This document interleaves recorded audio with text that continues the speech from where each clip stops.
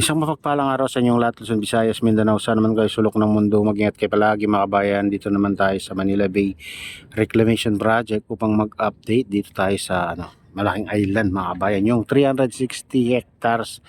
Ayan, may nilagay na breakwater dyan mga kabayan sa gilid. Yan sa malaking island na yan mga kabayan. Inumbisa na nalagyan dyan. Ayan may dyan naglalagay na crane. Tapos na crane mga kabayan. At yung banda mga kabayan, yan yung daanan. Punta dyan sa loob. Yan, gilid. Yan, tabi ng malaking crane yan mga kabayan. Nung nakaraan na araw ay tinatambakan nila dyan sa gilid. At ngayon naman, may nakikita na tayong dyan, breakwater, yung puti na yan. Nilagay nila dyan. Patuloy nilang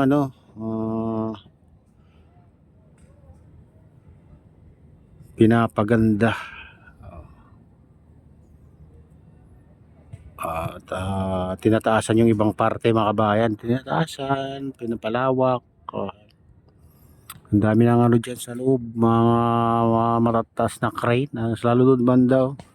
Makita nyo, malayo lang kasi dito mga kabayan. Ayan, sa kalagitnaan na yan. Doon ang maraming crane na nag-operate. Ayan ito. Dito naman, yung wala na yung dito guys. Yung mataas na crane dito sa tabi. Na yan.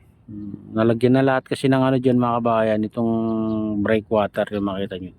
Dito naman tapat mismo ng to. MOA.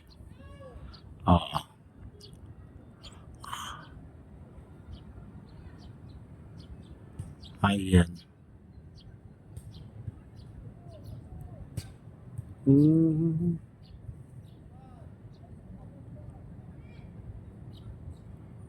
Oo.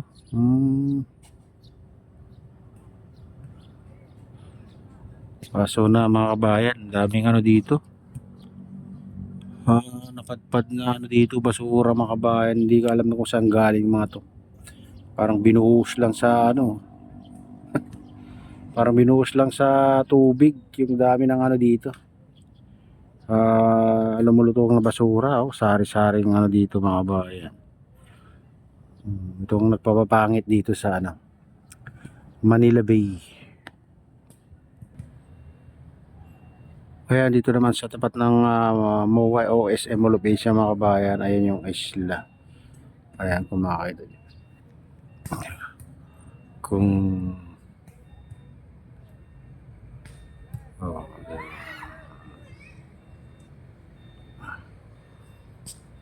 di masyadong maganda ng kulay ng nagiging parang black and white na kasi yung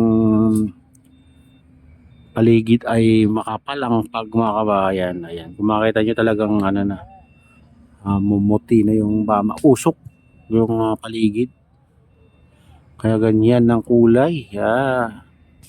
Kasi kung mga kabayan, blue na blue yung kalangitan, nagre-reflect sa tubig, gaging blue rin yung tubig.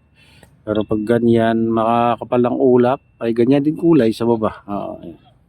Nagre-reflect sa tubig. Ayan. Itong island na to, yung nasa tapat mismo ng MOA. Makita nyo yan. I-box natin. Ayan. Ito. MOA.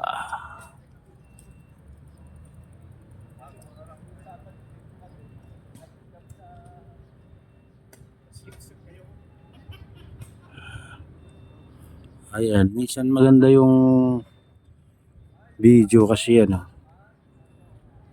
maaliwalas yung kalangitan. Hindi katulad ngayon talagang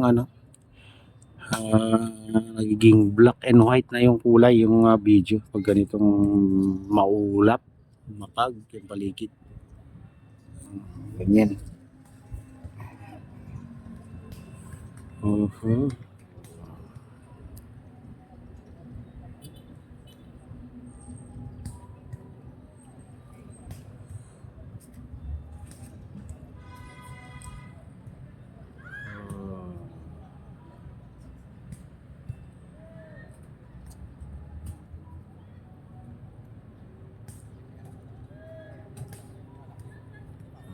Ganyan na rin kalawak itong ano mga kabayan. Kalawak tong reclamation sa tapat ng SM Malobisya. At mataas na rin mga kabayan.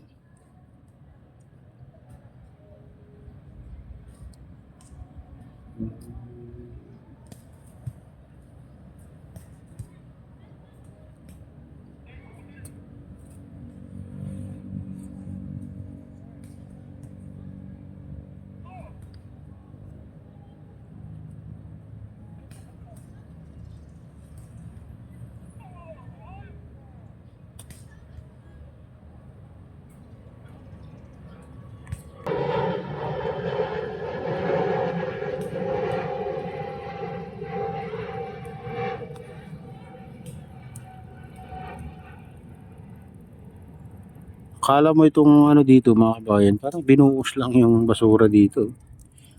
Napadpad. Binuhos sa ibang lugar. So,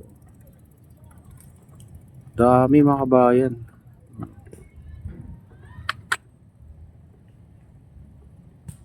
Nasisira yung ganda ng Manila Bay pag ganito. Ang dati ganito matatanaw mo sa ano, tubig dagat.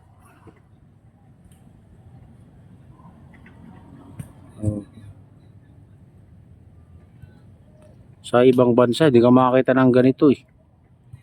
Na ang daming lutang na basura.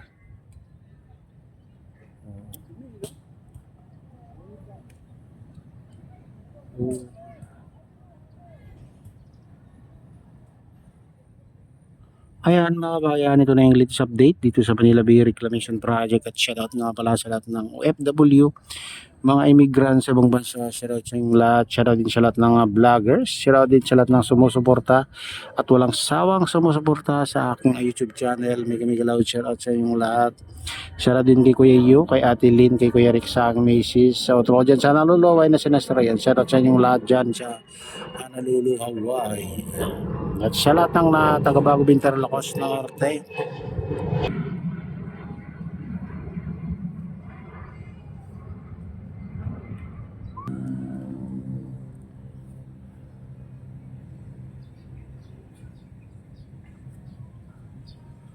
Ayan, shoutout sa inyong lahat at pagpalain ng Diyos, ingat kayo palagi. God bless us all. Bye.